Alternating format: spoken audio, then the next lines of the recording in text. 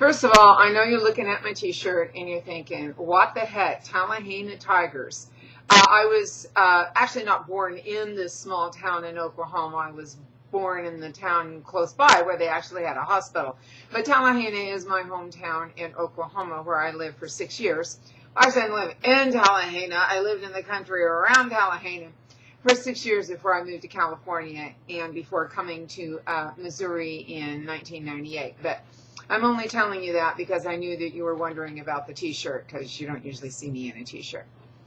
Now, this video might be a little convoluted and might go on bunny trails because I want to talk about evil and the bad guy and stories of and evil. I do believe that evil is subjective, and I'm not going to go into that because you have a discussion board about that, and I don't want to influence what you say and think, or what you will say because you think that's what I want to hear. But evil is often subjective. I will say that much. And we also have to take into consideration if a person commits an act and that person isn't evil, but the act produces evil, then where does that leave the person who committed that act? But we will talk about that. And Barnwin doesn't say a lot about this. He has the hero epic, but there's not a lot about those rapscallions and the villains and what is commonly known as the antagonist. And within literature, we have the protagonist, who is the main character and is often the hero, and we have the antagonist, which comes from antagonize, of course, who is the person who tries to thwart the hero. And the hero can be male or female, and the antagonist can be male or female as well. And so our modern ideas within short stories, literature, and drama grew out of these myths where you had the good guys and the bad guys. And I'm using guy tongue-in-cheek because there were both men and women who were good and bad.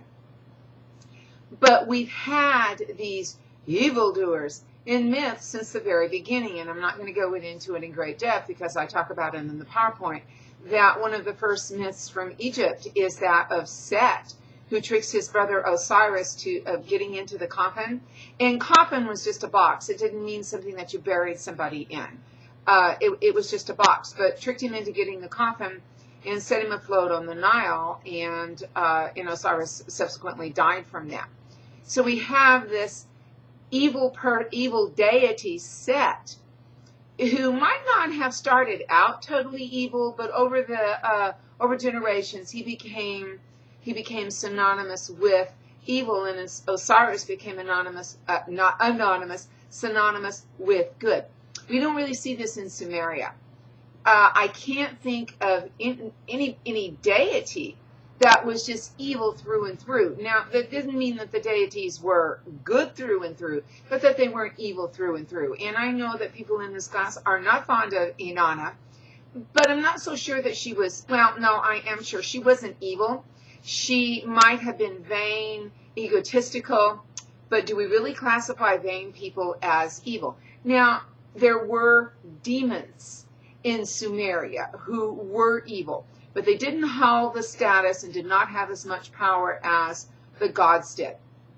And then going into to Greek myth, the deities are both good and evil, and I can't think of any deity who is just out and out evil through and through. And I talked about Hades, and Hades is a necessary evil, and I don't really see Hades as so much as evil, except he abducted Persephone, but there was a lot of abducting going on. And he wasn't necessarily considered evil because of that, even though I'm sure Demeter and Persephone thought he was. But there, as far as all good, Hestia probably comes closest to being all good, as would Athena, than other deities.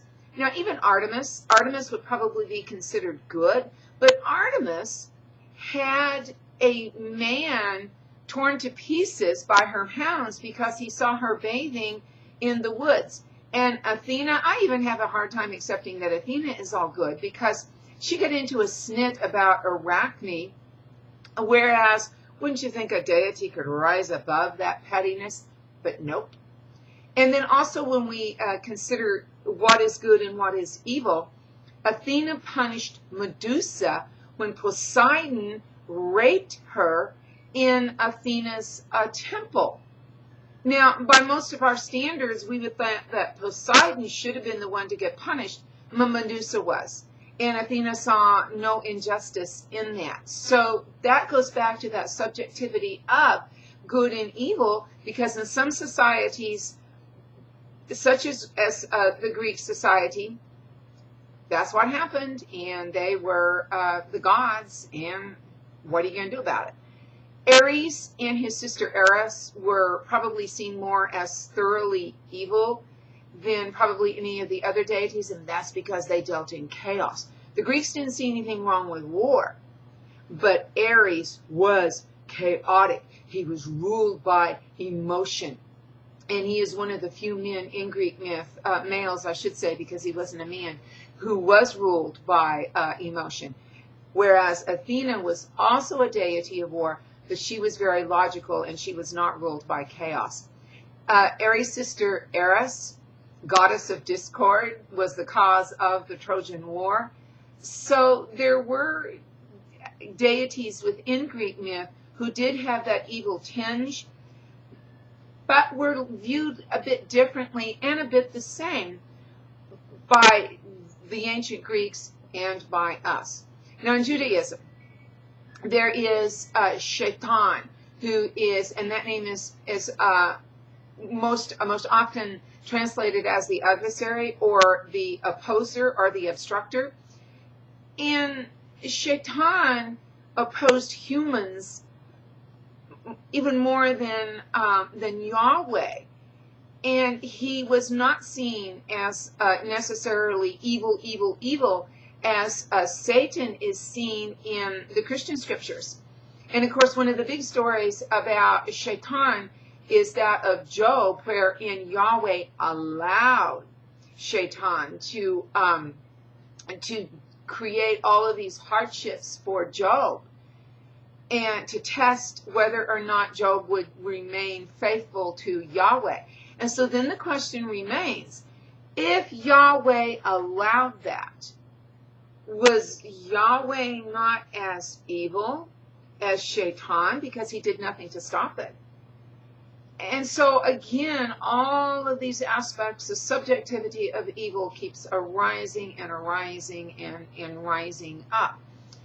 And there are things, though, that are considered evil by most societies. Murder. Now, murder is different from killing somebody.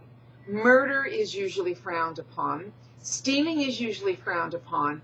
And lying is usually frowned upon. And I say usually because there are extenuating circumstances for each of those things.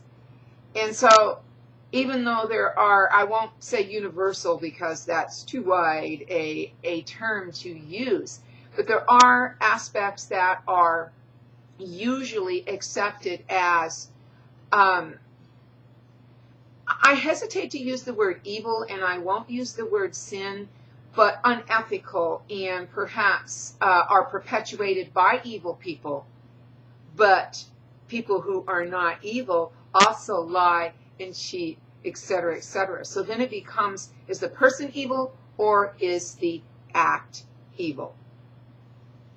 And how do we separate those things? I'm going to stop now because I want to talk about Pandora.